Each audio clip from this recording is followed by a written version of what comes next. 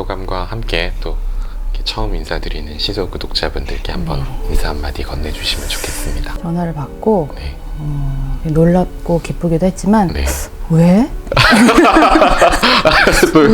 왜지? 약간 그런 생각을 했던 것 같아요. 많이 놀라서 불러주셔서 감사하고요. 읽어주셔서 감사합니다. 선생님께서도 이제 번역 일을 소설 쓰는 일과 병행하고 계시는 걸로 알고 있어요. 그래서 팬분들께서 선생님께서 하시는 일이 좀 궁금하실 수 있으니까 그것과 관련해서 좀 이야기를 살짝. 번역을 한 지 뭐 한 이제 20년 가까이 되어 가는 것 같아요. 20년? 네.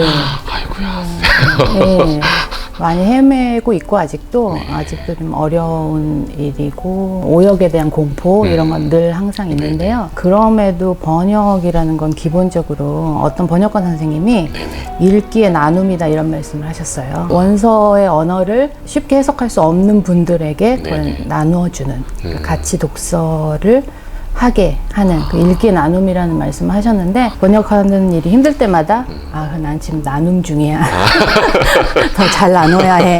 이런 생각을 하면서 버티고 있습니다. 그렇군요. 병행을 하실 때 좀 이렇게 뭔가 서로 상응하는 그런 거는 없나요? 출발은 항상 읽기인 것 같아요. 그러니까 세계를 읽는 작업이잖아요. 글을 쓴다는 거는. 특히 소설을 쓴다는 거는 정말 세계를 읽고 인간을 읽는 작업이라고 생각하는데요.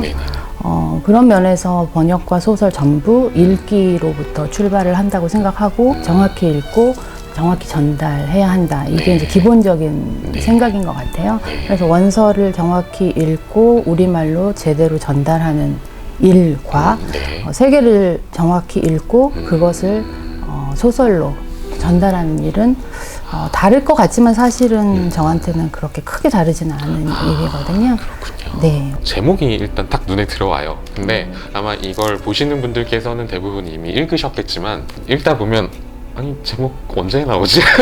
이 내용이 고양이가 언제 나오지? 막 이러다가 한참을 진행하다가 이제 거의 끄트머리쯤에 이르러서 이제 그 관련된 이야기가 나오거든요. 그 고양이 이름이 구루미 라떼, 아로니아 바로네즈 3세예요. 그죠?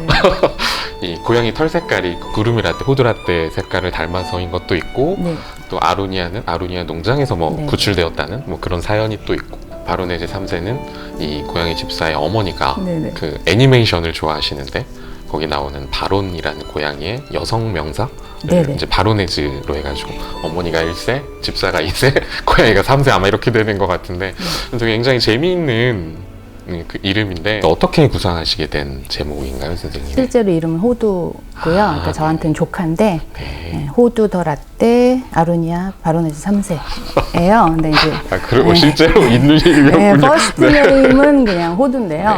너도 나도 이 호두에게 이름을 붙여주고 싶어하는 거죠. 그만큼 이제 애정의 대상이니까 그 이름을 지어주고 싶은 마음이 과연 뭘까? 그러니까 정말 애정하는 대상에게 어떻게든 그 이름을 붙여주고 싶은 마음.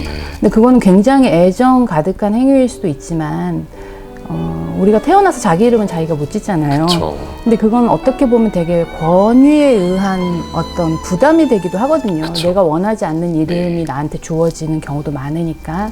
그래서 정말 그 네이밍이라는 행위는 굉장히 권력적인 행위가 될 수도 있고 애정의 행위가 될 수도 있고, 그랬을 때 이 고양이는 어쨌든 사랑받는 존재이기 때문에 너도 나도 이 사랑을 덕지덕지 붙여서 길어질 수밖에 없는 이 사랑받는 대상에 대해서 한번 말해보고 싶었어요. 저희 근데 호두 덕분이어가지고 제가 다음에 호두를 만나면 뭐를 사줘야 돼요.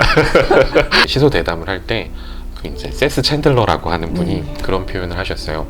이 작품은 원하는 것들을 제 시간에 주는 소설이었다, 이런 말을 하셨어요. 내가 원하는 감동을 제 시간에 딱딱 주었다라는 말도 되지만 이거는 이 작품이 구성적으로 되게 잘 조형되어 있다라는 호평이기도 저는 하다라는 생각이 들었거든요. 구조를 좀 이렇게 먼저 생각하시고 쓰시는지 이런 거를 좀 내용에 앞서서 먼저 여쭤보고 싶었습니다.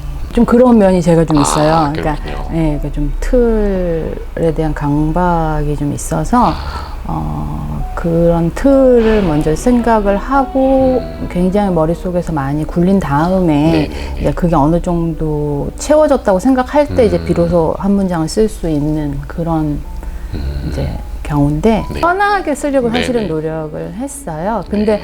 그럼에도 어쨌든 가장 큰 구조는 이 영혼과 영과 네. 몸이 분리되는 네. 이제 그게 가장 큰 구성이었고 네. 그게 이제 제 안에서 합의가 되었을 때 이제 쓸 수가 있었기 때문에 첫 문장과 첫 장면이 네. 나온 것 같아요. 아, 그렇군요. 네. 저는 그런 부분 되게 인상적이었어요. 그 장면 같은 거 전환될 때 의성어가 되게 등장하잖아요. 그 몸이 영혼에서 딱 떨어져 나올 때 뭐 스, 붓 이런 의성어가 나오고 야적장 이런 장면으로 전환이 될 때 네. 뭐 트, 붓 네. 이렇게 나무 익어가는 소리가 나오고 저 이런 것들이 되게 끝까지 또 어떤 의미와 상징으로 작동을 또 하니까 그렇게 좀 감탄하면서 저도 또 읽었던 것 같다. 가장 단순한 자음과 모음, 자모가 주는 네.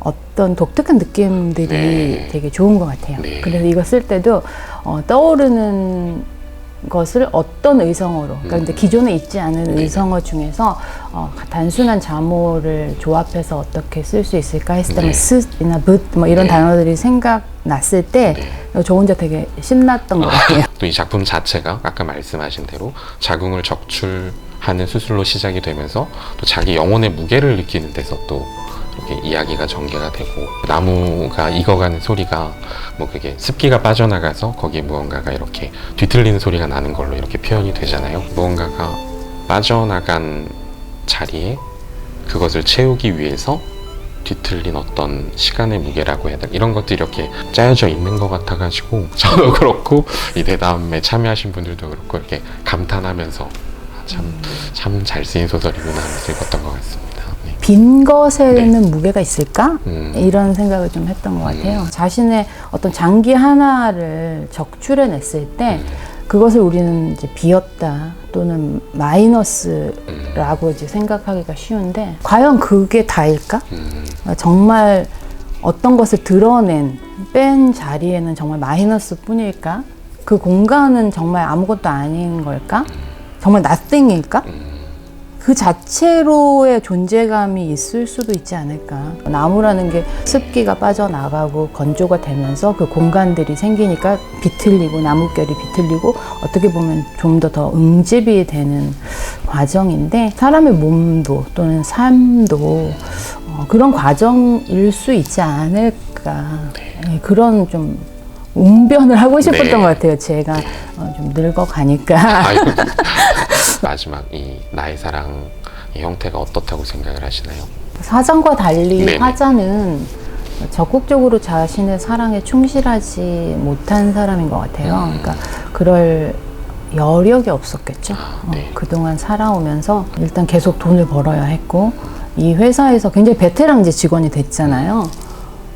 그 자리까지 올라가기도 힘들었을 거고 그런데 이제 영이 돼서 이제 수술을 받는 자신의 어떤 빈 자루 같은 몸을 보았을 때 화장의 사랑을 한번 또 생각을 했을 거고 결국 나는 이제는 좀 나를 사랑하고 싶고 내 몸을 사랑하고 싶고 그러기 위해서는 내 사랑을 좀 더 확장시키고 싶다는 생각이 좀 들지 않았을까요? 그 순간에 영이 돼서 내 가엾은 몸을 봤을 때 너무 가엾잖아요. 그러니까 정말 어렸을 때부터 너무 이고 진 그 생활의 무게로 지금 50대까지 돼가지고 아픈 내 몸을 봤을 때 이제는 좀 자신을 향한 연민을 좀 품었을 것 같아요.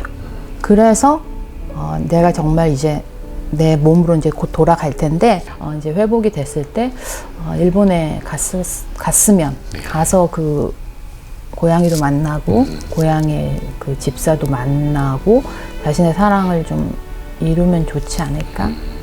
예, 그 응원은 하는데 갔는지는 모르겠습니다. 그쵸, 소설에서는 네네. 공란으로 남아있으니까. 마무리하는 질문으로 그럼 이렇게 뭐 이거에 대한 뒷이야기도 좋고 혹은 이거 이후에 이 작품 이후에 혹은 또 뭐 이렇게 구상하고 있는 혹은 준비하고 있으신 작품이 있으신지 뭐 여쭤보고 싶어요. 여성의 몸에 대해서 네. 굉장히 천착하고 있다고 말씀을 네네. 드렸는데요. 내가 내 몸을 소외시키거나 대상화시키는 일들이 사실 생활 속에서 되게 빈번하게 일어나거든요. 거울만 봐도 사실은 저는 제 몸을 소외시킬 때가 되게 많죠. 그런 일들에 대해서 계속 이야기를 좀 해보고 싶어요. 지금의 어떤 젊은 세대들의 어떤 분투가 분명히 있죠. 그분들에게 어떤 응원의 마음들을 갖게 되잖아요. 세대와 상관없이 어떤 나눌 수 있는 마음들이 있는 것 같아요. 그렇다 보니까 자연스럽게 어떤 모녀 이야기에 관심이 좀 가는 것 같아요. 그래서 그런 이야기들을 계속 쓸 수 있지 않을까 그런 생각이 듭니다. 오늘은 뭐 이 정도까지 하면서 마무리를 하겠습니다. 앞으로 써 나가실 선생님의 작품과 활동 제 진심으로 응원하고 있겠습니다. 오늘 함께 해주셔가지고 너무 감사합니다. 감사합니다. 네, 감사합니다.